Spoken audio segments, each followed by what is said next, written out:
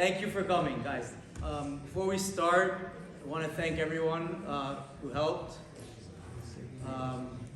Sisterhood, you guys, I drove you crazy for the last 3 days. It was a last minute move. We found out Rabbi Perez is going to be here, so we planned last minute, and you guys happened to have an event. They're working on it. They're trying to fix it. So, thank you. Thank you to the SPM crew, Rabbi Mike Levy, Elisheva. They really put this together really quickly and helped so much. Thank you. Josh Gernon. There's Josh.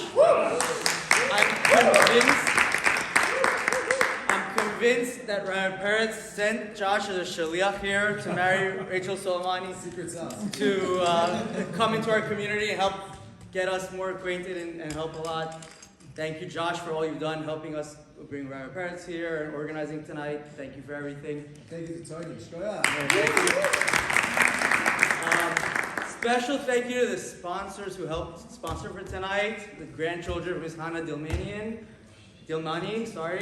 Thank you very much to all the grandchildren. A lot of them are here. A lot of them are very big Zionist supporters. So this should be for her memory. Rabbi Aliyah, thank you for all that. I want to just start quickly, tell you a quick story, and then we're going to continue. I want to tell you about the second time I met Rabbi Perez.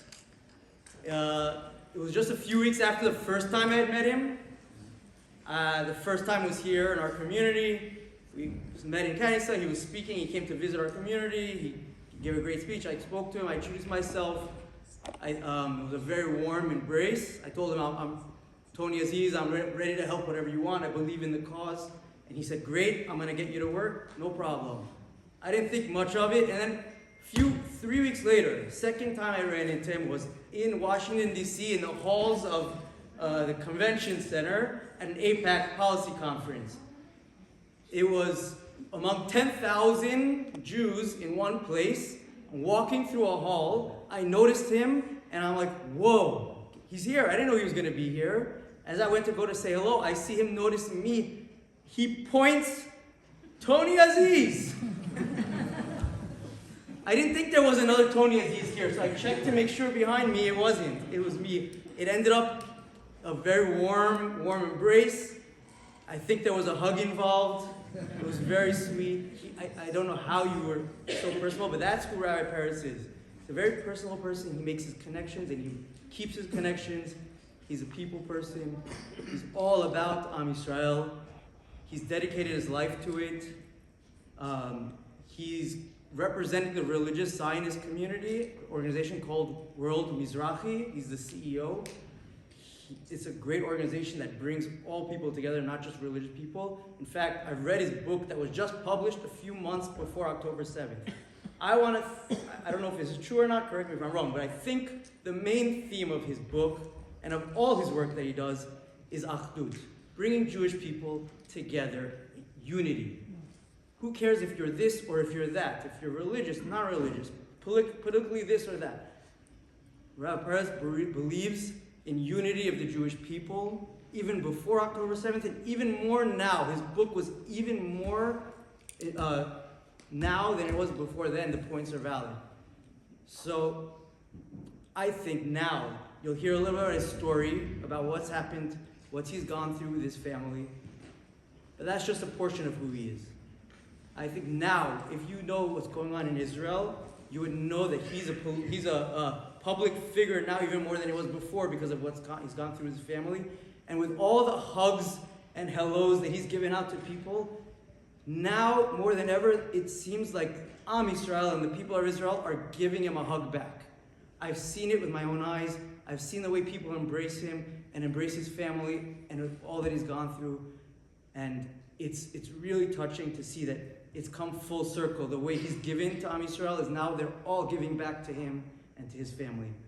I hope we'll all get a chance to get to know him. If you have a chance, stay and talk to him. He's brilliant. Get involved with his organization because it's really doing great work. They've helped our community for a few years now with different projects. So we're very happy to have him. I don't want to talk too long. I want to move on, I would like to introduce Rabbi Doron to give a few words because they are longtime friends and they know each other. So I would like you to introduce him, please. Thank you, Rabbi.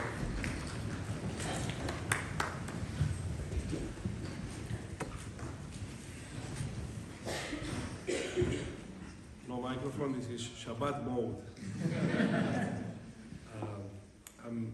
I'm very honored to be called and known a friend of Rabbi Perez. I think the first time we met was in your office, if I'm not mistaken, when you, a while after you were appointed as the Yoshev Rosh of the Mizrahi, as the CEO of this wonderful organization, which I know for years. I have to tell you, I did my teshuvah personally in the Machaneh of Bnei Akiva when I was 12 or 13. So, do I owe to the Mizrahi movement? A lot. We met there.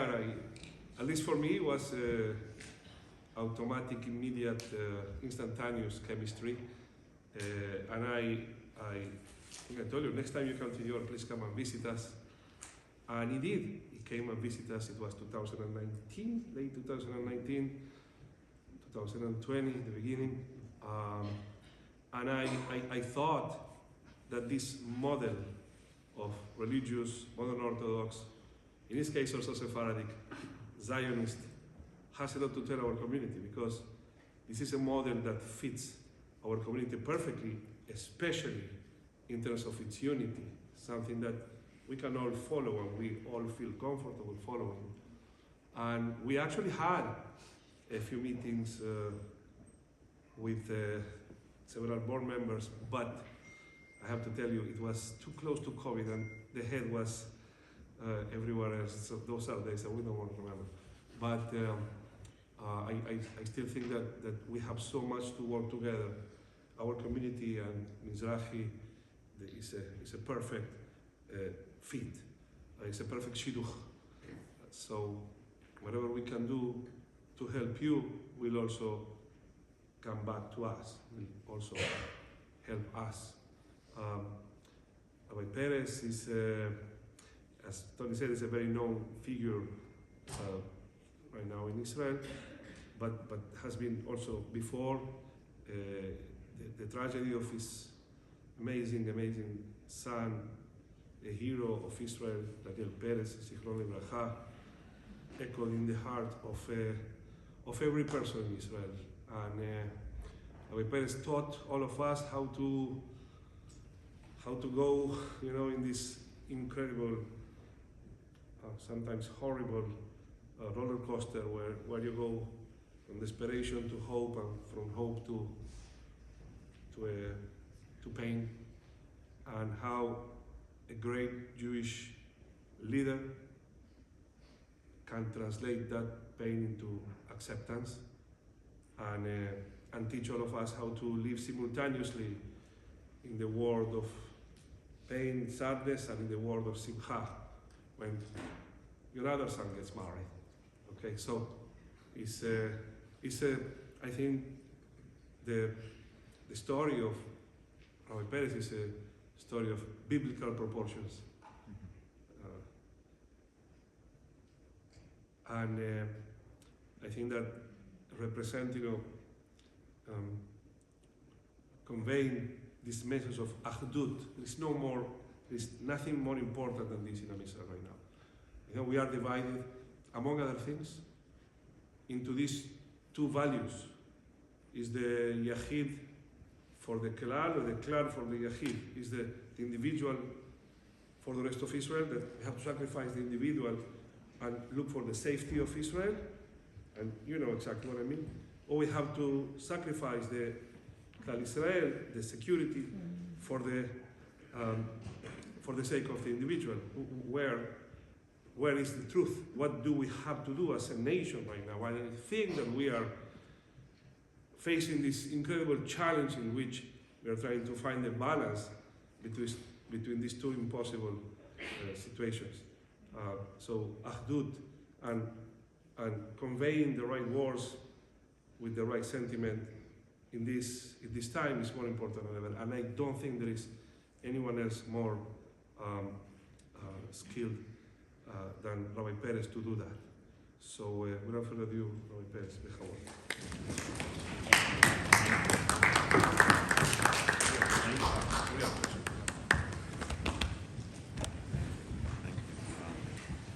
I think I'm going to stand in front. Is that okay? I'll be 5 minutes. You can sit down. It's fine. Thank you. Am I standing in the right place? Good. It's amazing how at home I feel in this community.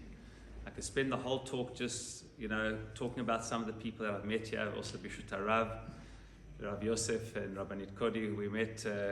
I know you came to South Africa. Still, when I was in South Africa, you were a guest of the Sana in Darba. But then we met in my office properly, and I've been twice to the community. A little over 5 years ago, I stayed at the Bitons and had such a wonderful time. I met Tony Aziz there. We had a lovely, lovely time. And now I'm staying just for one night I arrived this morning and I'm leaving for Chicago, the very warm city of Chicago. Every time I end up going to Chicago, it's in February. And I don't even think for Eskimos it's appropriate to live over there. But Bezrat Hashem will be able to go there tomorrow. And I'm staying this evening, Bezrat Hashem, at the Soleimanis, and it's been wonderful to be with you, to Esther and to Yitzchak.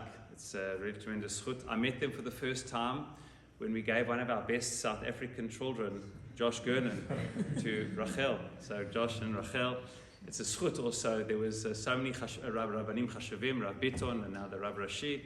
But Josh, I think you put your foot down, you said you want Rabbi Perez to, so I don't know what schut I had, but they don't understand that the Ashkenazim are slowly, they understand what's going on here. But really, thank you for accepting Josh so much into the community. So the Gernans, Josh and Rachel, and that extended Suleiman family, I really feel so at home in this community. Also, I know that the Mashadi group, which came, Mashadi women, almost exactly a year ago, led by Stephanie Aziz and Jamie and Natalie, about 15 or 20 women who came, and I know many of you are here, and I spoke to our Mizrahi building. It was about a week before our son had been declared deceased for 163 days. We hoped and prayed that he was alive. And the group had come and said that they'd just been at the Nachal Oz army base, which I hadn't heard of any groups that had gone to Nachal Oz army base. That's where both of my sons fought on the day, and unfortunately one was turned out he was killed on the day and taken captive, and his body unfortunately still held in Gaza. And our other son, Yonatan, also an officer in the Israeli army, also fought on the day and was shot in the leg, in the thigh.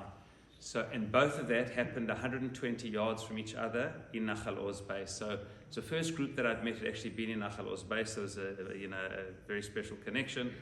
And unfortunately, we heard a week later that unfortunately he had been killed on Simchat Torah. So the connection there with the Mashadi community. And then I saw a number of other members of the community. And as Tony said, where's Tony? I'm surprised at myself that I remembered you there, Shkoyach. I feel good about myself now. Shkoyach. Thank you for reminding me of that. And obviously Tony and Stephanie and Aziz's family become very close and special friends. And then there's one or two other people I want to mention. Aaron Loloi, is that how you say it? Yeah. So I see Aaron over here. This man comes up to me with his wife and 2 kids and just gives me a hug and recognizes me in Mamila. And then goes and runs to the hotel to give a contribution to whatever cause we want. I never met him before. And then the next day or 2 days later, I see him at Hostage Square. And I'm like, wherever I go, I'm running into the Lalouis. So we met. So we also, nice to see you here as well, and just to feel so much part of this wonderful and warm community. And then I met now Nicole Hakimian. Where's Nicole? Nicole? So then I met Nicole. So Nicole comes up to me, Hakimian, which I believe is like Smith in this community, somebody told me. Doron told me. Where's Doron, the president? It's also Hakimian, yeah? Hakimian, yeah. So I've got to Hakimian. Oh, yeah. But thank you for hosting me in the community, and it's I can't forget your name. You've got a great first name and surname. I'll eventually learn how to pronounce it. But Nicole came up to me and said to me, now I hadn't met her until a few minutes ago, that she knew my son Daniel. She said she'd met him in Tel Aviv. Daniel's a real connector, which I'll speak a bit. I keep meeting people She said she got a lot of voice notes from him and some pictures, which I've asked her to send me. We unfortunately don't have his phone because it's in Gaza, unfortunately. But he was a real connector, a real chevraman on steroids. And I keep meeting people who sort of, I didn't expect to come to Great Neck and meet Nicole, who was friendly with Daniel, because they met in Tel Aviv. He had just so many friends. He was a real connector. He believed in people and believed in connections, which I'll speak a little bit about. So it's a tremendous zchut for me to be here, the community, and thank you for the very warm words of introduction, Rabbi. I enormously appreciate it. Thank you very much. Tony as well for the very warm words.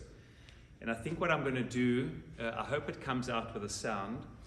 On the 7th of October this last year, it was 1 year since on the Gregorian calendar, we put together something in memory of our son.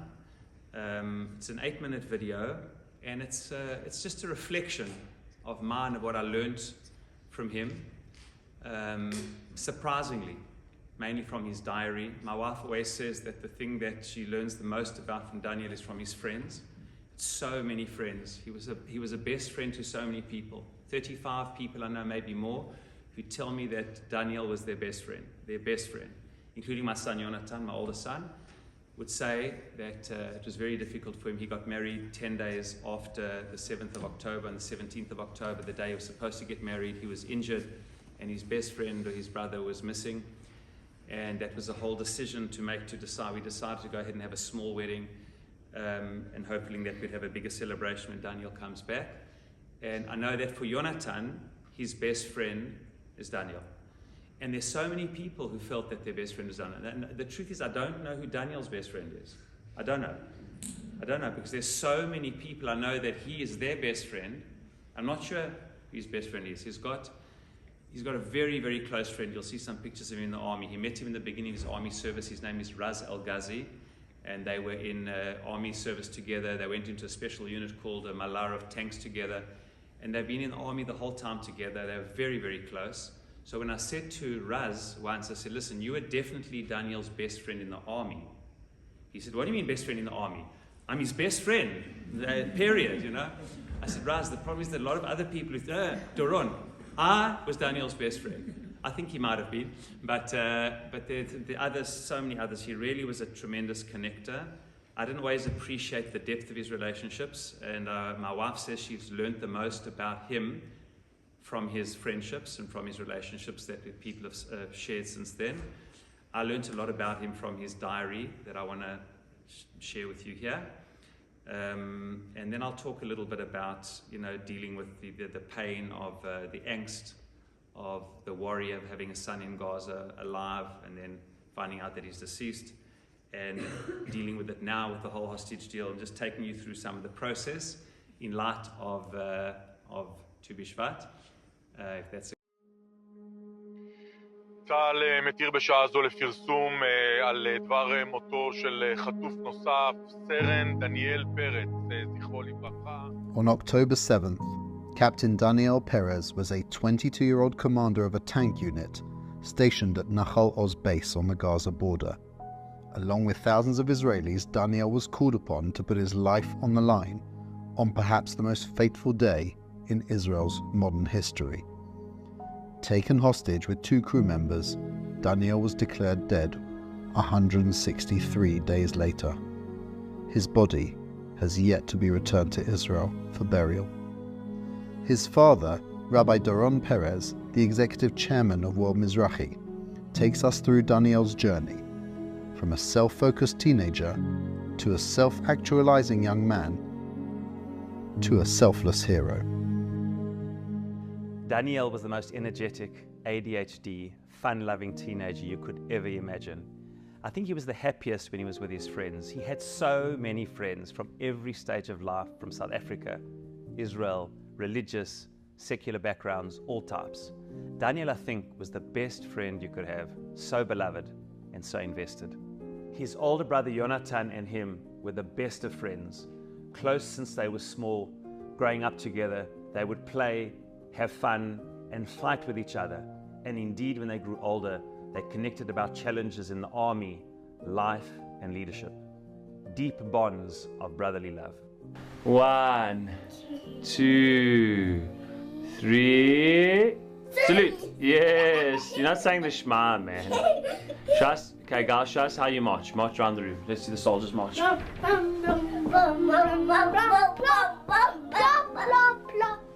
He absolutely loved sport, especially high-octane extreme sports, whether it was being a super fast ice skater, wakeboarding, whether he was going full speed over a ramp, doing 360-degree flips in the air. No one loved high-octane energy more than Daniel. Eventually, during a wakeboarding accident, he fell, tearing some ligaments and cartilages in his knee. Despite operations and 9 months of physical therapy, Daniel was disqualified from combat. He would have to give up on his dream of being in the Sayeret Commando of Golani. Despite being clever and quick on the uptake, Daniel would not have been satisfied with a desk job. He felt he needed to direct his prodigious energies towards combat, so he actually fought with the army doctors for months on end until they raised his physical profile just high enough so he could enlist to the tank corps. Daniel absolutely loved the tank, both its complexity and its power. He became a disciplined, highly professional soldier, always striving for excellence. I saw him as a young man involved in self-actualization, wanting to be the best that he could be. Indeed, he was selected to be a commander and was chosen as the outstanding commander of the entire course. He continued thereafter to officers' course, where he excelled as well, and then received his own tank crew, known as Tsevet Perez. He was then offered to participate in the next stage of development as an officer, to be a company commander. In fact, one of my last conversations with him was about his deliberations whether or not to continue further in the army. I felt that Daniel was at the best stage of his life that I'd ever seen him, and I was so impressed with his thought process and maturity. Then came October 7th. I have to admit that I thought Daniel's primary motivation was self-actualization and self-fulfillment, personal achievement, and not selflessness for a greater cause. How wrong I was. A great gift we received from Daniel was his diary that was returned from Nachal Oz base, a diary we knew nothing about. Now that he was an officer, commanding soldiers for the first time and making literally life and death decisions, he began to be deeply introspective. On the opening page, he wrote a heading, "The things I think about before going to sleep." Here he asked himself a question: why am I here? To this he answered that since he had gone to Poland in grade 11, he understood the price the Jewish people had paid when they did not have the ability to defend themselves. Now that he's a soldier and a commander, he felt he had this duty to defend his people. And then, on a separate line, he wrote a charge to himself: Im lo ani azmi. If not me, then who? It was this very sentiment of taking full responsibility for others that was exactly what drove Daniel on the most fateful day, not only in his life, but of the Jewish people in our generation. On that day, Daniel and his tank crew fought valiantly for 2¼ hours against the first wave of Nukhba terrorists. He then noticed tens of motorbikes crossing the border, the second wave, each armed with an RPG. He could have remained in the safety of his tank position and fired shells at them, killing some, but knowing all well that the majority would certainly get through. Fully aware that he was the last line of defense, Daniel did not hesitate for a moment. Without any concern for his safety, he left his position and charged straight at them.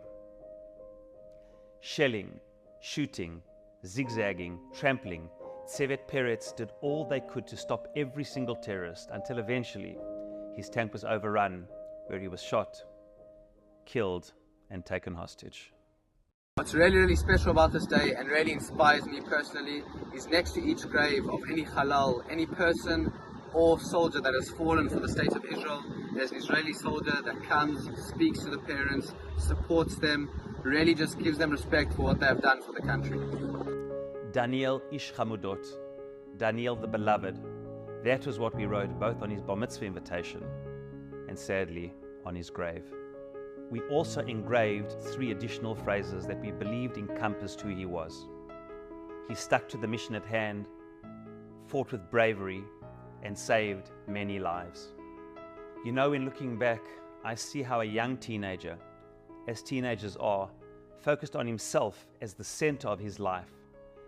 How he grew into a self-actualizing 20-year-old focused on personal achievement, and then emerged as a courageous, selfless 22-year-old hero focused only on the well-being of others.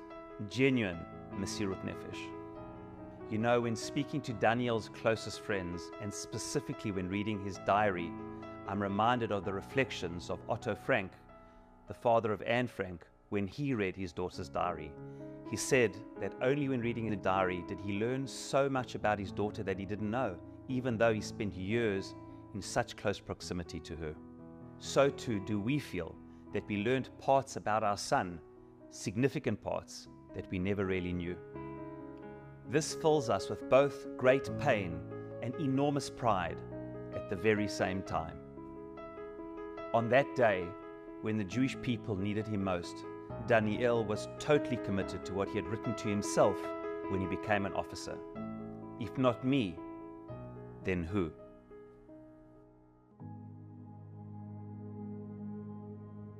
An entire generation of young fighters, as exemplified by Daniel Hashem Yikom Damo, together with his brother and best friend Jonathan, who also fought bravely and was injured, revealed to us who they really were. A selfless and heroic generation, willing to sacrifice their lives to protect our people, our land, and everything we stand for.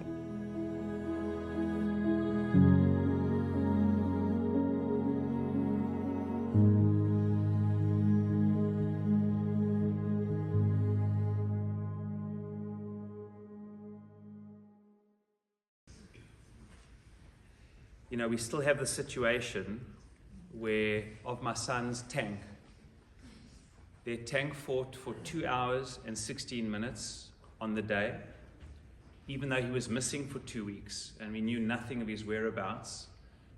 He was missing, he was considered missing for 2 weeks. The army told us after 5 days that he was missing. We knew that he was missing. And then after 2 weeks that he'd been taken captive. And for a long time we didn't know what was going on with him. We found out that he had been injured because his uniform, the army found the day afterwards a uniform on the way to the border which had a lot of blood in it. It had his rank, and after about a month or 5 weeks of DNA testing, they confirmed that it was his blood. That for me was a very, very difficult day for our family when the army told us that he had been injured on the day, because I always felt that if Daniel survived the first day, I felt that he would survive. B'siyata d'shma, is a very strong boy, mentally, physically, emotionally. I felt that Hamas, even though we knew he would be one of the last to come out unless a miracle happened, because Hamas want to and still want to leave the soldiers to the end, I felt that they need him. They'd not look after him, but he's an asset for them, and I felt that he'd be okay. But once we heard after 5 weeks that he had been injured, I must say for me it was a very, very difficult day, not knowing how he got through the first day. And I just want to say that in retrospect, we were lucky that the army found this uniform, because of that we have a grave in Mount Herzl. His body's not in the grave. It's only blood that they found in the tank and around the tank, and especially on his uniform. And even though it was so hard knowing that he had been injured, at the same time, thank God they found that, because of that we have a grave. As I say, even though the body's not yet there, and hopefully it'll be there soon. We've got this unusual situation that the day of his death is Simchat Torah. The army came to tell us on that dreaded knock at the door on day 163 that they had found video evidence in a town called Sajaiya in eastern Gaza, where there's footage that Daniel at around 12 o'clock noon, just after 12 noon on Shabbat October 7th, Simchat Torah. They know for sure based on video evidence. So the chief rabbi of the army explained to our family that how they would declare Daniel's death is how they declare all the deaths based on video evidence, which is a very broad shoulders to do, to declare halachic death based on video evidence. What they do is that the videos and evidence is analyzed by the Shin Bet, by the Israeli Secret Service, by Israeli military intelligence, and by the doctors of the army. And if independently all three agree that the person in the picture is the person they think it is, and that the person is deceased, only then do they bring it to the chief rabbi of the army. His Beit Din sits, and then they decide to declare the death. We decided not to see the video. Most families, somebody has watched the video. None of us in our family want to remember Daniel that way. The chief rabbi of the army said it's a very difficult video to see. He's been shot in the back of the head, and he said it's a very difficult video to see. Unfortunately, I have no doubt that he is deceased. If I had any doubt, I would see the video. I spoke to a person of the Shabbat, the Shin Bet, who said, Doron, I've seen the video 1,000 times. He said it's definitely Daniel, and he's definitely deceased. So we've chosen not to see it, even though we can if we want. And based on that, we did a funeral, and we are lucky that we have a grave. But you know what's unusual is that what's the day of Daniel's yahrzeit? So for posterity, it's Simchat Torah. That's when he was declared dead. In the first year, it's the day of burial, which is actually partial burial this year on Chet Adar. It's on, we're actually doing a special azkara for him on, if you happen to be in Israel, you're welcome to come. It's going to be at Mount Herzl on the 5th of March, which is it's the 5th of Adar. Shabbat is the 8th, so we just brought it earlier, and we're doing a special azkara for him. That's the day of his partial burial. Bezrat Hashem, he comes back for burial, then that will be the day of the yahrzeit. So you've got this crazy situation of historic proportions, of so many Jews who haven't been buried, or we don't know where they've been buried, the Shoah and Rahman al-Islam, and so many other cases, and we've got this crazy situation.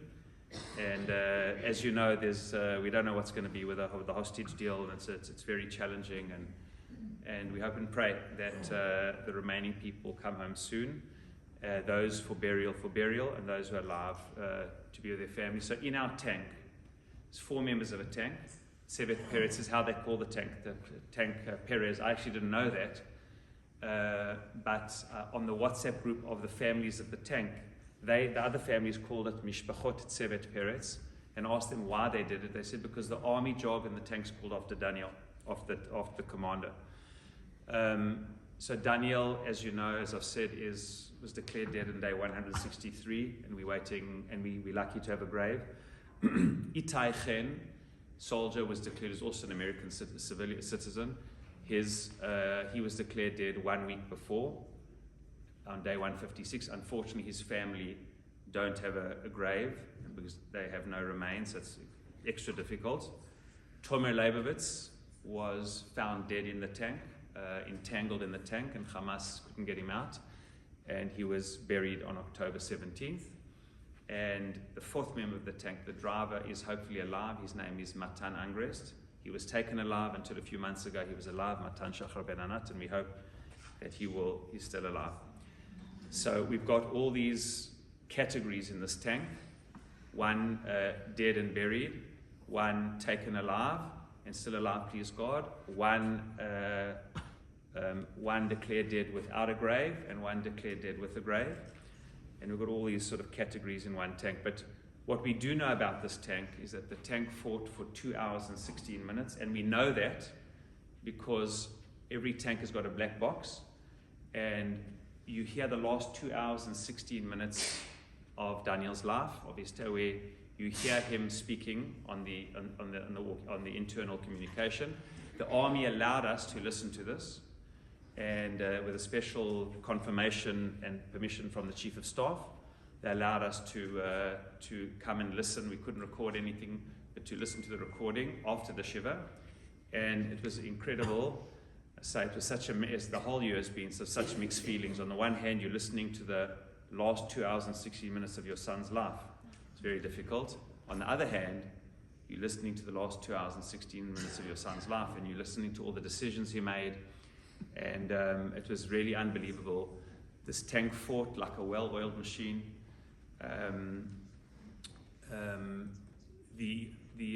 One of the soldiers told me at the shiva that he was with Daniel in the air raid shelter just before he got into his tank.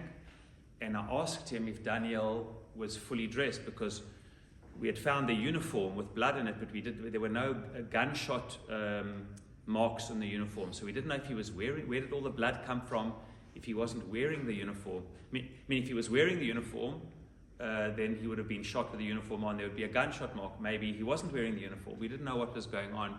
And I said to him, Kobi, you said you were with Daniel inside the, before he went into the tank. Was he dressed? And he said something, and he said, Doron, he said, you know your son. He said most of the soldiers were not dressed because it was a balagan and there were rockets coming over. Nachal Oz base is very close to the border. You got no time to run into the air raid shelter. He said he walked in at 6:30 into the air raid shelter. Him and his all soldiers were dressed from head to toe, absolutely ready for battle. And Daniel always was ready for battle. He always practiced as if something was going to happen. He was a very, very alert and focused and excellent soldier. And he got into his tank at 6:45, and they fought until 9 o'clock, 1 minute and 46 seconds for 2 hours and 16 minutes.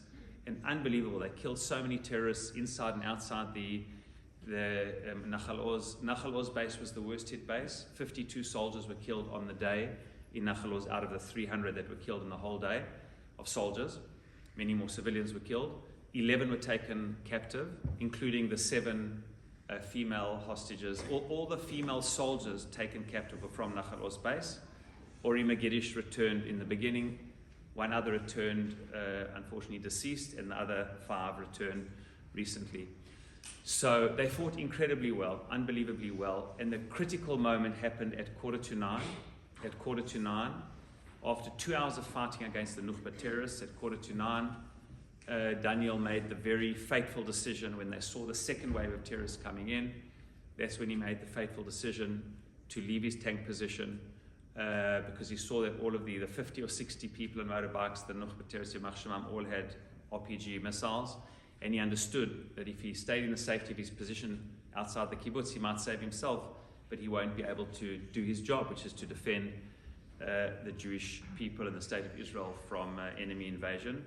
So he left his tank position, and he literally went with his tank, and you hear them fighting till the last minute, shooting members of the Nukhba. He's telling Matan, turn here, shoot here, and he had to put his head outside the tank. He opened the top of the tank because he has a machine gun that has to be operated from the outside. He stood up and he operated the machine gun, and unfortunately, after a sort of a whole, maybe 10 or 15 minutes of this intense battle, they killed most of the terrorists. They ran over many of them, because we've also got air footage where they showed us the next day where the tank came to a stop, that you see all the tracks of the tank. You see how the tank was going around like this and just trying to stop wherever they could. And at 9:01 and 46 seconds, you hear a Mechabel, and you hear a volley of shots, and Daniel Kanire from that was shot in the back of the neck because his head was outside the tank. And unfortunately, they fought incredibly, incredibly well. And really it was an incredible Kiddush Hashem of being able to not only die as a Jew, but while saving other Jewish lives and doing everything, as he said, Im lo ani azmi, in everything that he could to protect his people on the most fateful day in our generation's Jewish history.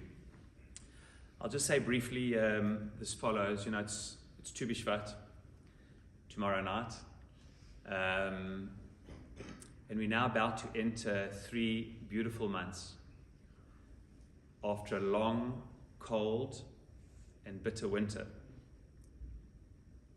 In the middle of this winter, as the winter's turning, all of a sudden we say it's the birthday of the trees. You can't yet see them birthing any blossoms yet, but we know that they're starting to blossom. Beit Hillel, Beit Shammai is on Rosh Chodesh Shvat or Tu Bishvat, but we know that this month is the beginning where there's a transition happening. What do you mean a transition? There's only snow and snowstorms. In Israel, not so much snow and snowstorms, but it's cold and rainy, Baruch Hashem. What do you mean? It's the middle of winter. What are we celebrating? The fruits of the land, the Seder, Tu Bishvat. No, these fruits are going to grow. What do you mean they're going to grow? Nothing grows in the winter. No, they're going to grow. This is the birthday of the trees. It's the time for rebirth. 1 month later, in Purim, things are really blossoming. And then comes Chodesh Aviv, the month of Nisan, where everything's in full blossom. And this is the Jewish view of life. For me, I've come through this 16 months. We're very much still in it, but these 16 months feeling, so privileged to be a Jew, to be part of a people who stands for truth in a world where common sense and truth is not so easy to come by. How quickly people turn on what the Jewish people stand for. I'm sure you've all heard of Douglas Murray. And Douglas Murray recently said something in an interview with Ben Shapiro, and I actually was at a banquet that I spoke at a few weeks ago, and he was there as well. And I said to him I said to him, do you know what Yishar Koach is? I said, Mishkoach, or Hazak Baruch, okay? He didn't know it either way. But he said to Ben Shapiro like this, he said an unbelievable thing. He said in an interview, he said, people ask me why I'm so pro-Israel, pro the Jewish people. I'll tell you why. He said, what happens if, God forbid, 15 million Muslims or 15 million Christians would die? It would be a terrible, terrible tragedy. You know, unheard of, 15 million people. But the Christian world and the Muslim world and the world will be okay. There's still 1.5 billion Muslims and almost 2 billion Christians. He said if all 15 million Jews, God forbid, died, these are his words, he said that'll be the end of the world as we know it. The world will descend into darkness and barbarism. He said, we, the Western world, need the Jews. He said, you are our moral compass. You're not fighting for yourselves, you're fighting for us.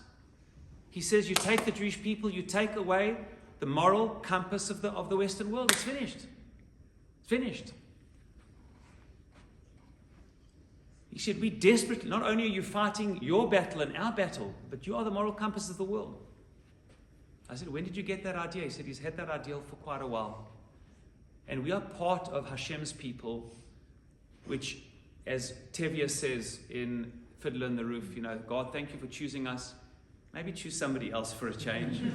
Because it's being chosen, designated for a powerful mission. Not easy. Not easy.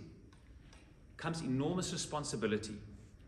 And it seems that the world understands that. It seems that behind the anti-Semitism and the double standard is the world understanding there's something different about the Jews. It's wrong to judge them by double standard. That's anti-Semitism. Everyone else gets a free pass. But I think the root of it is there's something different about these people. They actually are different from us. And in this week's parasha of Parashat Yitro, we know that the Torah was given on Har Sinai. And we know that the place where Moshe Rabbeinu a few weeks ago had the first revelation is a place called Hasneh HaBoer, the burning bush. The only time in the whole of Tanakh that it says the word sneh is in these psukim. It's a very strange word, sneh. You don't use that in Hebrew.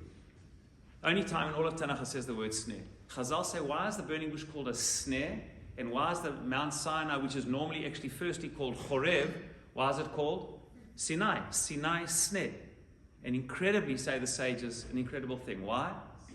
Because the moment God's presence came to the sneh, and the Torah was given on Sinai, what was born at the same time?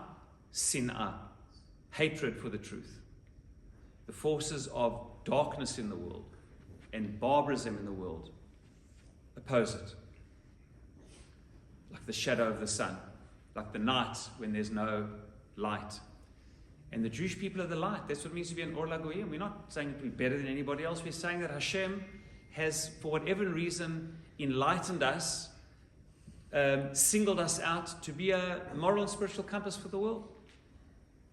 And how many of us believe that in such a short time, just while we are fighting just to defend ourselves against an enemy invasion, after they've butchered, murdered, and done all these things to our men, women, and children, and for this, we are maligned in the world? Are you serious? Are you serious? Just to defend ourselves? We're not allowed to defend ourselves? The biggest blood libel. I was talking to the Soleimani family, was saying how family members had left a blood libel in Mashhad to come here. And you know, in yesteryear, the blood libel of the Jewish people, especially in Christendom, the blood libel was Jewish people use Christian blood to make matzah. Really? It says 9 times in the Torah you're not allowed to eat blood. You can accuse us of a lot of things, not of eating blood. I mean, come on. But yet people believe it. And people kill Jews for this preposterous belief.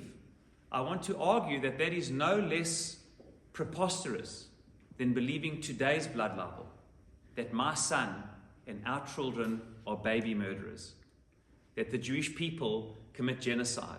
That, in my opinion, is no less of a blood libel to take then, say, we killed Christian children for matzah, and today we kill Arab Muslim children for the fun of it, for genocide. What are you talking about? What are you talking about? Anyone who's got children in the army, and anyone who knows, our worry is less about innocent civilians being killed. Our worry is less about our side children being killed while trying to protect innocent civilians.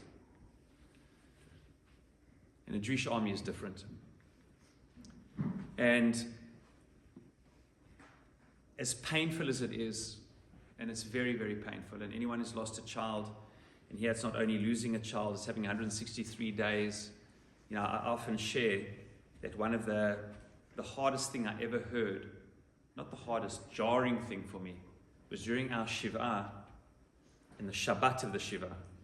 I was talking to my wife. I hardly had a chance to see her during the Shiva because there were so many people. And on the Shabbat, I said to her, Shelly, how are you feeling? You're not supposed to ask somebody during the Shiva how they are, but I just wanted to feel out, you know, I hadn't had a chance to speak to her. How are you doing the Shabbat, are you? She said something to me which still echoes in my ears today. She said, Doron, I can't believe I'm saying it, but I feel a sense of relief. I said, Shelly, what did you just say? You feel, I didn't feel that at all. You feel relieved now that we know that Daniel is dead? How can you say that? She said, let me explain. She said, I feel relieved because now I know that he never suffered, he is not suffering, and he will not suffer. I said, but we're not going to see him again. She said, I know that, she said to me, but I feel that my pain now is my pain. I can deal with my pain. Which mother wouldn't take away the pain of her child? I couldn't deal with his pain. I've been with him 163 days in the tunnels. I couldn't. I couldn't eat without worrying about what he's eating. I couldn't wash my hands with warm water without worrying about whether he had warm water. I didn't feel that way. I didn't feel that way. And I think the reason I didn't feel that way is because I never worried about what Daniel was eating or whether he was cold. Because he's a big boy.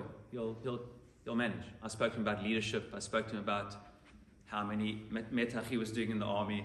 I spoke to him about what his plans for the future were. Because during his life I didn't worry about those things, and when he was in Gaza I didn't worry about those things. But my wife every day of his life worried and sent him WhatsApps every day in the army. Is he eating correctly? Is he this? Is he that? The pictures that you see that are in Nachal Oz base, I was there because my wife sent me with food down to the base the whole time for him. And Daniel knew how to order food. He was very, very good. My wife once phoned him and said, Daniel, I don't work for you. I know that not every second in the army you send me to fetch things all over the place. Always Amazon, all the base. Go here, go there, go here. He was always ordering. He was what we call the stylist in the family. He was stylish, you know. I remember I once went to go buy glasses with him. He bought these glasses called Lindberghs. I'd never heard of them. They cost almost as much as my car cost, my vehicle. Not exactly. And we go in. I said, Daniel, what are you buying such expensive glasses for? What are you doing? Take me to this fancy shop in a French-owned shop in Emek Rafaim, and then the guy's trying to sell me a pair of glasses. No, whatever. He says, Daniel, I said, we're going to pay this off for 36 months. What do you? I said to him, these glasses cost me 300 shekels. Then he says to me, Nachon, he said, Dad, that's why you look the way that you do. And he said, Daddy, it's fine. Ratzon Adam Kvodo, I just want to, Daniel was the stylist in the family. That was our stylist. And I can't remember how I got onto that, but what was I saying? Anyone remind me how? You didn't worry about his physical. Didn't worry, yes, he didn't worry about his physical comfort, thank you. So Daniel, I didn't worry about those things during his life. I spoke to him about other things. So for me, the first 163 days were actually not as difficult as afterwards, because I made a decision. Firstly, I didn't used to worry about him the way my wife did. And secondly, I knew that my responsibility was to try and get him out. And I went to 1,000,001 meetings and traveled around the world and met with whoever I could meet with. And I felt that if I went into the tunnels with Daniel in my mind, it would destroy me and I wouldn't be able to help him. But it was very difficult for me. I feel I paid a price. I made a decision to distance myself from him. A number of times at his kever, I've asked him for forgiveness. I said, Daniel, I couldn't be with you with my mind in Gaza because it would destroy me and I couldn't help you. I said, and therefore for me the first 163 days, and I must say I'm easier when it comes to action. If you give me something to do, it's easier for me. And for 163 days I was doing everything to bring him home. Once I heard that he had passed away, that was the hardest day of my life. And the next 2 months were the hardest 2 months of my life. There's nothing I can do. I mean, I still want to bring him back for burial. It took me a long time to sort of come back to myself, because for the first time, there's absolutely nothing that I can do. I have to be with the pain, and it's not going anywhere, and there's nothing I can do about it, about bringing him back. So for me, it was a different experience from my wife, and each one experiences things based on what's authentic to them and how each one functions in their makeup. By the way, we work very, very hard, my wife and I and our family, to make sure that how we're dealing with this isn't causing any distance between us. My wife's also less of a public figure. I'm comfortable to share and process in this way because I feel it's authentic for me. For my wife and one of my daughters, they're very, very more private in who they are. My younger daughter, Shira's also traveled and processed it. And each one's just being authentic to who they are, but you have to work very, very hard that you want to make sure that how you're dealing with things isn't driving you apart. Somebody came to me in the Shiva and told me that. He said to me, Doron, I just want to give you some advice. I don't know you. I lost a child a number of years ago. I can see that you are dealing with this in a certain way. Just make sure that how you're dealing with it doesn't distance you from your wife or any of your children. And it's not enough if one child is doing okay, you've got to check all the children. That was incredible advice. It's not enough. It's like when you get in the plane and they say, put on your mask before putting on the others. It's not enough to put on your mask. Now, you've saved yourself. Square. What about the rest of your family? But if you don't save yourself, you can't save them. But don't forget that it's not only about you, it's about others. And that's a lot of something. There's so many levels of layers of this in so many ways. But I just want to perhaps end and say that for me, one of the biggest things that I've learned is that even in the depths and darkness of winter, and there's a part of myself that will always be dark and in pain. This last 16 months for me has been Avodat Hashem from pain. And I've realized it's always going to be there. Like 2 days ago, I just had a very, very difficult day because we had to send out the invitations for the Azkara. It's hard for me to watch a video like this about my son. This one I've seen, I'm comfortable with, but the moment I look at other pictures, I had to sort of choose the pictures for the Azkara of what we want. I just had such a difficult day afterwards, and you just never know how it comes and goes. And I've accepted the fact that there's a part for me of my life which will always be broken. I've got a broken heart. And one thing I've realized is you can live with a broken heart. Because I don't only have a broken heart. I've got a complete heart as well. You know, it says that the Kotzker Rebbe says there's nothing more complete than a broken heart. I must be honest, I don't understand it. There's nothing complete about my broken heart. Maybe I'll get to a level of, I don't understand it. I don't know what those words mean. For me, there's nothing more broken than a broken heart. But I also have a complete heart. I'm lucky that Jonathan survived. On another day, we could have lost, heaven forbid, 2 children. I'm lucky that he survived. It's a miracle that he survived and he was able to get married. And there's so many other blessings in our life. And I've realized maybe the biggest thing I've learned in the last 16 months is that you don't have to be defined by that brokenness. It's part of who you are. It's not complete for me. It's absolutely broken, and a lot of amazing things have come out of it, but it doesn't change the fact that there's a brokenness and a yearning and a pain. But I've realized that's not all there is. There's so much to be appreciative for, and there's so many blessings in life. And you know what I've realized? You can live with both. And that maybe made me understand something I say in Kriyat Shema all the time. We say, V'ahavta et Hashem Elokecha, love Hashem our God with all of our heart. What's the word heart in the Torah? B'chol levavacha. That's not Hebrew. It should be b'chol libcha. Why does it say b'chol levavacha? Why an extra bet? It should say b'chol libcha. Lev libcha. Chazal sages say an amazing thing. Why? Because we've all got two hearts. Lev, bet, levav. We've all got two hearts. And the Talmud says we've got two hearts, a Yetzer HaTov and a Yetzer Hara. What are the two most opposite things I can think of in the world? Which you can't bridge them? The source of good and the source of bad.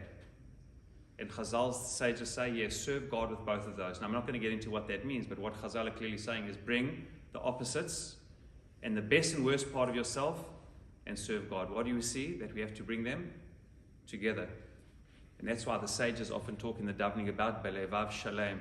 We say, V'ha'ereinu b'Toratecha, enlighten our eyes through Torah, V'dabek libeinu b'mitzvotecha, and let us cleave to your mitzvot. V'yached leveinu, unite our hearts to do what? La'ahava u'liyirat shmecha, to fear and love you. How can you fear and love somebody at the same time? Love means closeness and intimacy. Fear means distance and awe. Well, welcome to life. It's one big set of contradictions. And therefore, I've come to realize that I can serve Hashem with a perfect heart. There's nothing complete for me about a broken heart. But there's also nothing which can break the completeness and blessing. When I stood under the chuppah and we had to marry off our son with the other one missing, what I realized during this period is you have to have it both ways, and you can, and Hashem gives us the koach. We don't have to be defined by our pain. You can't always transcend it. It doesn't mean that all of a sudden maybe people in the level of the Kotzker Rebbe can turn the brokenness into something complete. I'm not yet able to do that. I hope I will be able to. But I'm not sure if I want to. I'm not sure if I want to get over missing my son. And it's okay. It's okay. Because that's not all there is. There's so much other blessing. And I've got so many other blessings. And that's okay. And I think for me, the biggest lesson is, no matter what the winter is, no matter how difficult and painful and cold and dark it is, the great lesson for me about Judaism is, there's never despair. I would say the word yi'ush, despair, doesn't exist in Judaism. It only exists halachically as something called yi'ush. You can be despairing of an article. If I have something and I want to say this article's mine and I want to mafkir it, I want to nullify it. Yes, you can say I've lost something, I'm not going to find it, and you can sever your ownership of an article by despairing and saying I'm never going to see it again, but you can't do that with life. You can never despair of God. You can never despair, I'm not going to see God again, I'm not going to live again. You can never be despairing in life. You can if you choose to, but that's not a Jewish view. You don't have to be a follower of Rabbi Nachman of Breslev to say, En Yosh Klal. I'm coming through this with pain and darkness, but so much happiness and light, and the knowledge that in the darkness there's always going to be the Tu Bishvat, and then there's going to be Purim, and then there's going to be Pesach. And on Pesach, we're going to have Maror.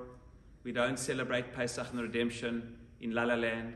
We eat Maror because it's bitter, and we spill blood, and we eat the bread of affliction. Ha lachma anya. This is the bread not only of your redemption, it's the bread of your affliction. And you know what?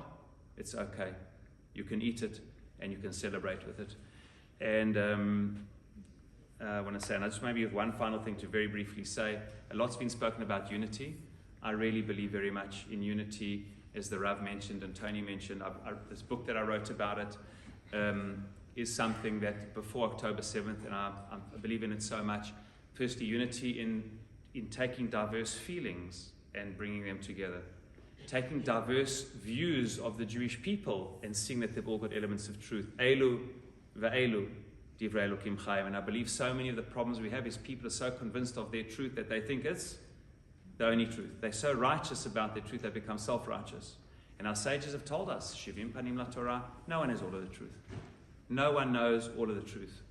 There's never been one view, even the Torah which came down in Har Sinai today, according to Chazal, split into 70 explanations. Why? Because people are different. Aseh lecha Rav. They're different interpretations. And I think we have to be able to recapture that unity, the diversity at the heart of unity. Unity is not uniformity. And I read there's a lot more to say about it, but it is 10 in Great Neck, and I don't want don't want anyone sleeping in the shul longer than you have to. And so I do want to end very briefly, and just to say that it's a wonderful zechut to be with you. I just want to say I'm finished my presentation. I just want to do two things, if I may, before the end. I just want to share with you a few things. Firstly, this is a magazine that Mizrahi puts out. It comes to your synagogue, and you get it. Yeah, so you get in all the synagogues. It comes out once a month. In fact, in the next one, there's going to be a profile, not in the Tu Bishvat, but in the Purim one, about the Mashadi community, because Persia, Purim, good time to do it. Lahavdil, Lahavdil, how the Persian community has built itself, and etc. So, but this is the one which just came out on Tu Bishvat. I think it literally just came out, and that's available. I also have we made these stickers of my son, Im lo ani azmi, if not me, then who? You can take them, feel free. There's some of them outside. And you can post them, you can maybe stick them somewhere interesting. Who told me that they just saw it? Somebody said they just saw it.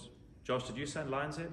Josh was telling me that he went up Lion's Head. It's a mountain, about a Table Mountain, and saw the picture of this being put up. It's been put up all over the world. So feel free to put it somewhere interesting. And send a picture to Josh or to Rabbi to send to me. There's also this booklet that I don't know if it made it to your community or not, but I wrote this before the Yamim Noraim to try and process what we'd been through. There's a few copies that I brought, and you can feel free to take. It's called, the first article is called Broken Completeness, which I try to write about what I spoke about here. But I try to go through all of the themes of the days of awe and simcha and try and process in a way. There are some here, but I can also send it to you online. I just want to do one final thing, and this is in terms of this is something of my wife's project. It's my wife's project. We've actually sold 15,000 of these around the world, and we brought a few here if you'd like. They cost $10. It's a project which funds itself. I don't know if you know, it was also on Yoel Gold's video this year for Tisha B'Av. If you saw it, it was one of the 4 stories that he profiled. So only time my wife has been interviewed was on the Yoel Gold video, because it was about this. The short story I'll tell it to you in a minute is that so many soldiers came back from Gaza, absolutely flabbergasted that in every single Gazan home and child's room there's a picture of the Al-Aqsa Mosque. And one of the soldiers came back and told his mother, having been 100 days in reserve duty, that before he comes home to give his mother a hug, he's going to buy a picture of the Beit HaMikdash to put in his room. Really? Before you come and hug your mother, your big takeout of Gaza, having not seen your family for 100 days, is buying a picture of the Beit HaMikdash. Like, what happened to you over there? She says, Mom, you don't understand. Everywhere you go, every person in Gaza knows what they're fighting for. Maybe we've forgotten. It's about Yerushalayim. They themselves call the war Tufan al-Aqsa, the Al-Aqsa war. Tufan the Al-Aqsa flood. Exactly, flood. So my wife saw this, and she said, if they can have such a connection to Jerusalem through hatred, and it should be much less of a connection, we should have a much stronger connection through love. So we initiated this project called Bait B'chol Bait, in the memory of our son, and for the return of the hostages and the fallen soldiers. But next to the candles, it's something to put. And as I said, it's sold around the world. We've sold about 15,000. So it's for $10 if you'd like to. There is something there. And I think there are 1 or 2 books that I've, which I don't know if there's any of them left. That's $20. But I just want to. That's that point. And then just a final point to say to all of you. Part of the reason that I wanted to come at this time is something that you may have heard of, and if you haven't, I just want to tell you about it very briefly. Once every 5 years, I call it the best kept secret in the diaspora, that everyone around the world can vote once every 5 years, pay $5 and vote in the World Zionist Congress, and do what? Impact what happens in Israel, not only to $5 billion, $1 billion a year. You know what the biggest kept secret is? The World Zionist Organization owns arguably the largest non-profit organization in the world, and it's called Keren Kayemet Israel. Land ownership in Israel is not under the Knesset, because then it would also be owned by Arabs. It's under the Jewish people. And they've kept it by law, not under the Knesset, but under the World Zionist Organization. So any Zionist Jew anywhere in the world has got a stake in the World Zionist Organization, and the best kept secret is that it owns Keren Kayemet Israel. And what happens with this money, which most of it, by the way, is for land development, but so much of it is for education and all types of different things. And the more I'm involved in Israel, I realize that this is an opportunity of tremendous impact. I just wanted to share with you that there's a Congress coming up, and you'll hear more about it. Maybe Ariel will ask you to speak for 1 minute about it if you're half asleep. If you wake up, I'm going to give you 60 seconds. Because people are also on we're going to give Ariel 60 seconds. I just want to say to you this, if I can. Firstly, if any of you know about this and are affiliated to other organizations who are part of it, excellent. Get involved and make a difference. Some of you might be involved and know about it, then get involved. But those who are not yet involved, I just want to say to you, it's an unbelievable opportunity to get involved and hear more about it and impact the difference we make in Israel. I'm one of the people who represent Mizrahi, and our vision is a very simple one, is religious Zionism, to be Jewish and traditional and strong, and also to be Zionistic. As the Rav said, there's no contradiction between having your son becoming a Torah scholar or loving Torah and serving in the army. Why does it have to be this or that? Why do you have to be all modern or Orthodox? Why do you have to be all religious or Zionist? Why? Where's that written? Why is life about divisiveness? Maybe you can bring it all together. And what Mizrahi stands for, the word Mizrahi, by the way, is an acronym for the word Merkaz Ruchani, spiritual center. It's the people who joined the Zionist movement of Herzl and tried to bring Yiddishkeit to it. And that's what we stand for. And so much of what we do is trying to support the families of the soldiers, the people serving in the army, the people who are trying to bridge the two. So what I want to urge you all is to get involved. It's once every 5 years, learn about it and get involved. You can. It's over a 50-day period that you can vote from the 10th of May, 10th of March before Purim, until the 4th of May. You go online and you vote. If Mizrahi speaks to you, it'll be amazing for you to support us. If something else speaks to you, as long as you invested in the Zionist movement, I think now more than ever it's so important to have people supporting Israel, and not only supporting Israel, having a stake in perhaps the largest, one of the largest and important non-profits. And I'm going to ask you, Ariel, you've got 60 seconds just to wake you up and wake everyone up. Can you have 60 seconds to tell us what we can do? Ariel, by the way, at Josh and Rachel's wedding, I happened to be the Masader Chuppah V'Kiddushin, and the MC and best man, I think, was Ariel. So you brought the team out. But Ariel works together with me. We run a department together in Israel, and he is working on these elections around the world. As I said, there's tremendous importance. And 60 seconds, he's been half asleep like me, but you got 60 seconds. So thank you very much, Rav Doron. I work for Rav Doron. It's a big zechut. And I think I'm the second Ashkenazi to enter the Mashhadi community after Josh. That's the second big honor. Not Ashkenazi anymore. And yeah, Baruch Hashem. So one of the things you don't know about Rav Perez is that before the elections, Rav Perez, I'm going to say the story. I don't know if you let me, but if you don't let me, then I'm just going to ask forgiveness now in advance. So what Rav Doron wanted to do most, there was a discussion whether these elections would occur this year or because of the war, they would be postponed. Ultimately, they were decided to happen this year. In the end, that was the decision. And Rav Doron was asked, "Are you going to help us? And are you going to be part of this effort?" And Rav Doron had to think, because this was the year his son passed away, his son was killed. And after thinking, he came back and he said, "I don't have the liberty, I don't have the luxury to sit out. If so much is at stake for the Jewish people, and I could do so much because I'm the head of Mizrahi, then I have to be part of this. And despite wanting to take a year off to go around the world and speak about Daniel, then I'm going to do the elections, and I'm going to commemorate my son also as best as I can, but I'm going to be part of this." And like he said, these elections are a great opportunity to be part of what Mizrahi stands for, really that connection, linking Am Yisrael, Eretz Yisrael, and Torah Yisrael. The best example after October 7th is if you see a soldier, and if you're inspired, if you see a soldier wearing a kippah and tzitzit, and you feel what a high level of a Jew to be, then you're Mizrahi. And helping us, really propel Rav Doron's ideology, that we're part of an ideology that exists over 120 years. It's founded in 1902, but that really connects the Torah and to a soldier, developing Israel, and strengthening Torah in Eretz Yisrael. That's what Mizrahi is about. And it's about bringing Jews closer to connect with each other into the land of Israel. Again, everything under the Torah. And we're going to share a WhatsApp link to join a group. Whoever wants to get involved, what can you do? There's different options. You can obviously encourage other people to go out to vote and go out to be part of this. And we'll share that WhatsApp group in the Shul WhatsApp group. Josh, up to you. And Bezat Hashem, you can reach out to us. We'll be in that group. You can ask what you can do. But just speaking to the community, to your friends, to your family. And Bezat Hashem, we should be matzliach to be mekadesh Shem Shamayim and do a lot of good for the Jewish people. Thank you. Just before you run, thank you. Thank you. Just want to say as follows. If you do want to buy one of these, it's either $10 or you can pay, it's at Venmo, what do you call it here? Venmo to Josh or Rachel. But I want to say, you must decide how late it is. Tony said, do you want to do 5 or 10 minutes of questions? If you want to, if it's too late and you know it's fine, I can stay, I can go, you can sleep, you can stay, you can whatever. But if you want to, should we just say it'll be 5, 10 minutes of questions? So I think we should just do a few questions. I think people have come here to see the rabbi.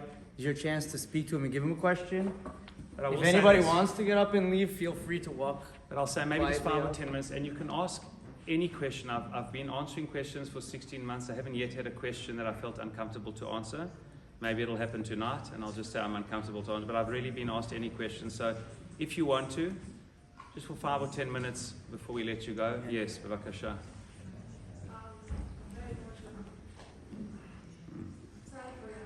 Thank you. Thank you. Family who lost their children, family in October 7th, we noticed that the Bnei set the government outside. I'm wondering, you don't mind sharing with us how you feel about the Menshelet Israel? Look, I think every person deals with things the way they deal with it. And it's very hard to judge people. You know, you can't judge a person Bishvat Kasor. So one thing I think in general, Chazal, our sages teach us, Al tadin chavercha shetagelim kumo, don't judge a person until you're in their shoes. It's very difficult to judge anyone.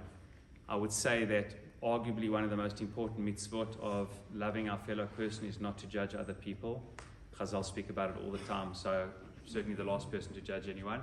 I think everybody deals with it in a way that seems best to them. I feel very lucky and blessed that for some reason I don't have any anger. I don't know why.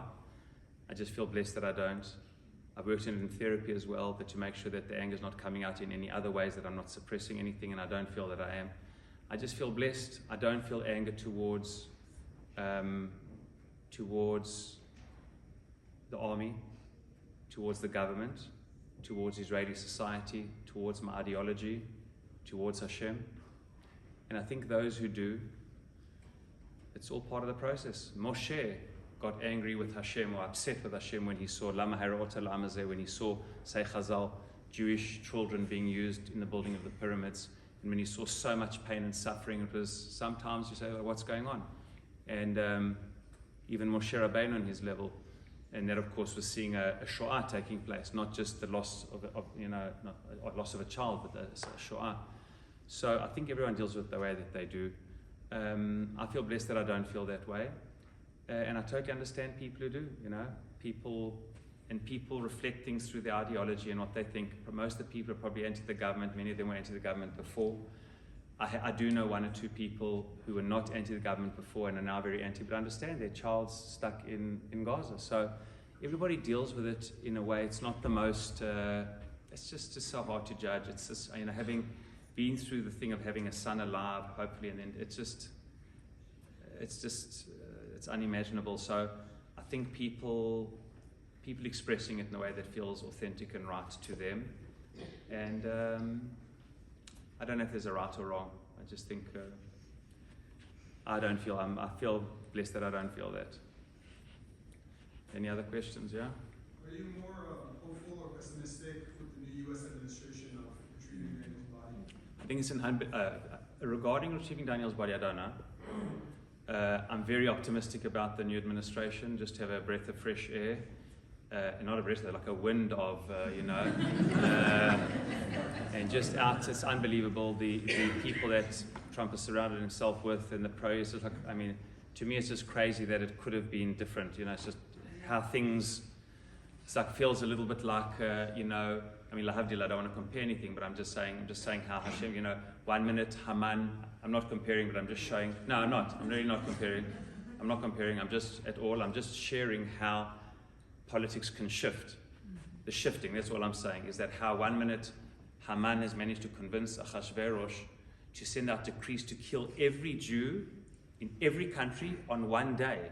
I mean, without the technology that we have today, and all of a sudden it shifts, and all of a sudden it's Mordechai, not Haman, and we see that when it says that Nadadash, not Hamelech, every time it says in Megillat Esther, Hamelech, the sages say that Hamelech is not the king Achashverosh, it's Hashem, and you know, things are happening in a metaphysical way, and that's, I think, being part of Jewish history is to see the hand of Hashem. So I'm very, very hopeful. Regarding the return of our son, I don't know, because I definitely do feel what was happening before was not going to bring the soldiers and the dead home. I'm hoping now that with the pressure, because I feel too much pressure has been put on the Israeli government instead of being put on Hamas. And I'm hoping now that if there's enough pressure on Hamas, and that's where all the pressure should be, then Bezrat Hashem. So I do believe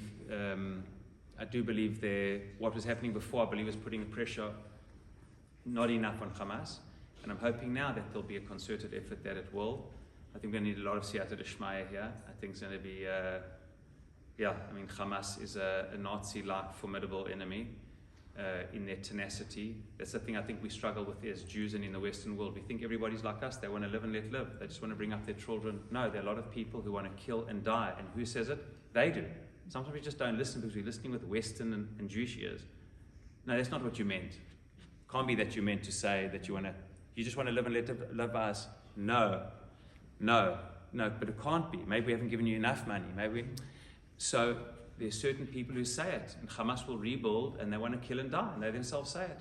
And the Nazis were the same. They were prepared the Nazis to watch all of Europe be destroyed, to have 7 million Germans destroyed. When did the war end with Hitler?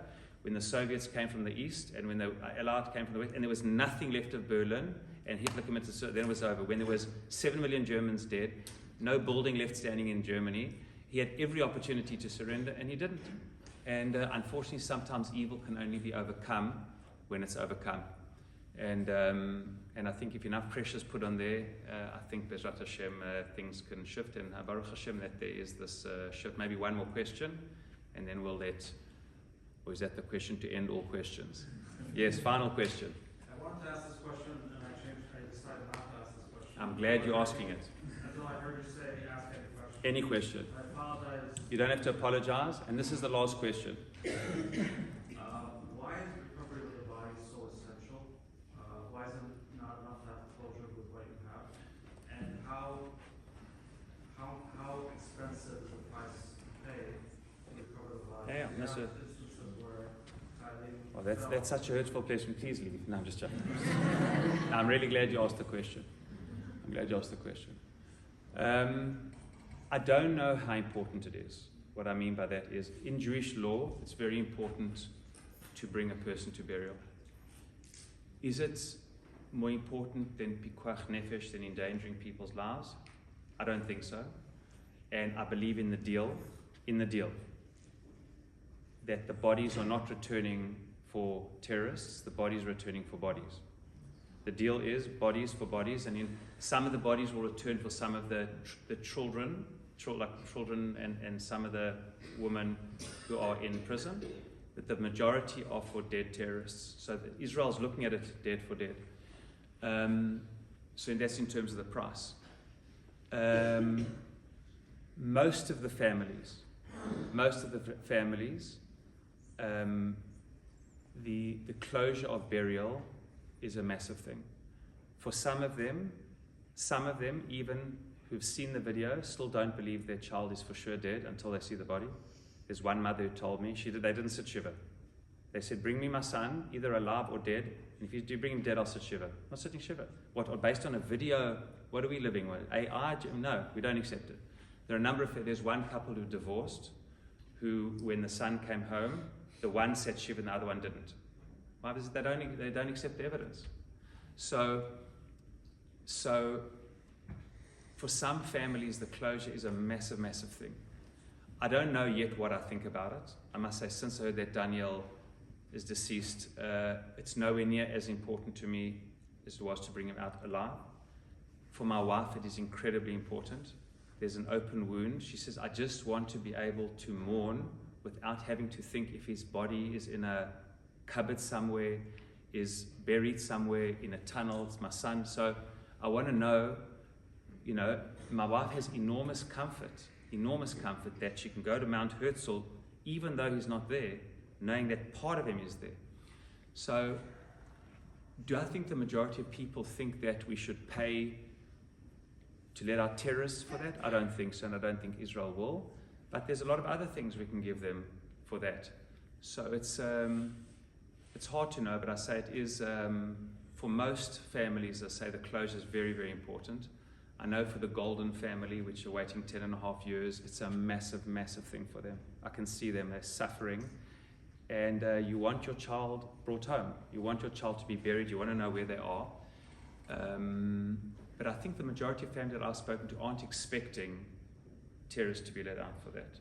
They're expecting, you know, that the price would be for, you know, other bodies. So I'll maybe just end and say, the question that you asked is that life is very complex.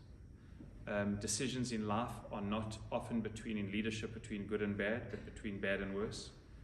I believe in the hostage deal as well. I don't know what the right thing to do is. Whatever we do, people, I think, Rahman al-Islam are going to die, whatever we do. It's a very, very, Hamas, on some level, they didn't defeat us, but Hamas, because they didn't defeat us, but Hamas had a massive, horrific victory on October 7th. The moment they had not only killed 1,200 people, but the moment they had 250 hostages, and they're prepared to die and to defend them with their lives, no matter who we kill of theirs. This is an impossible situation. We're not like other countries who are going to carpet bomb, and whoever we kill of our own, we kill. We just aren't like that. And they know how important Jewish life is to us, and they know what we're prepared to pay for it, rightly or wrongly. And I think that is, I don't know what the details of the deal are on, but I do feel that's what makes us special. The fact that they know how important life is to us is exactly the difference between us and them and almost every country. That yes, I don't know other countries even know who their hostages are around the world. We know the names of our hostages. Every life is created in the image of God. And I think we teach the world by how we value every Jewish life, and even the lives of the civilians of our enemy, teaches the world the value of human life. And I'm very proud of that difference.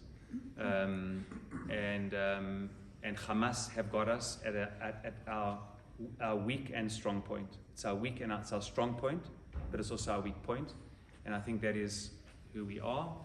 And these sugyot, and I'll end with this line, these sugyot of dealing with all of these things are so, so complex.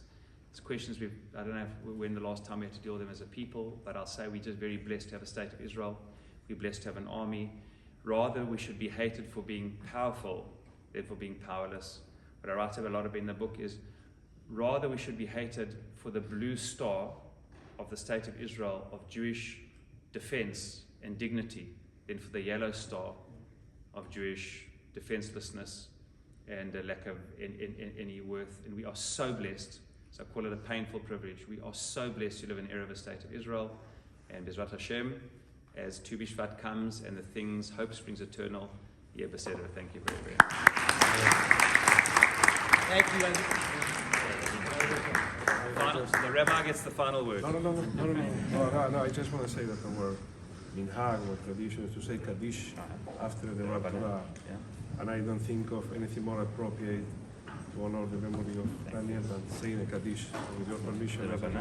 Yes, על ישראל.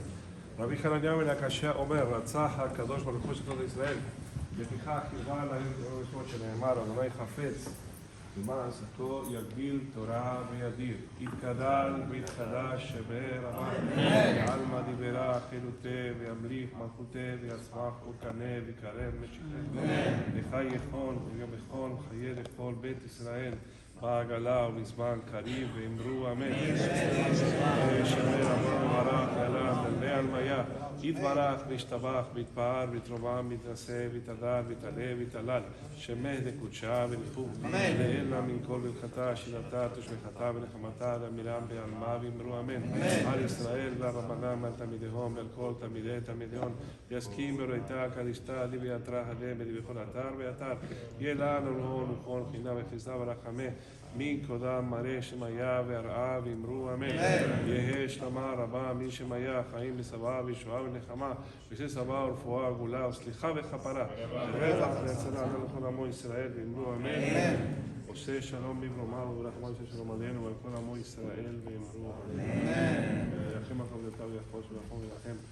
הנפש רוח ונשמה של הצעיר בימים גיבור ישראל דניאל שמעון בן הרב דורון אליעזר, רוח אדוני תניחנו בגן עדן, ובכל בני ישראל שוכרים עמו, ולך החיים וסליחות, וכן יהי רצון, ונאמר אמן.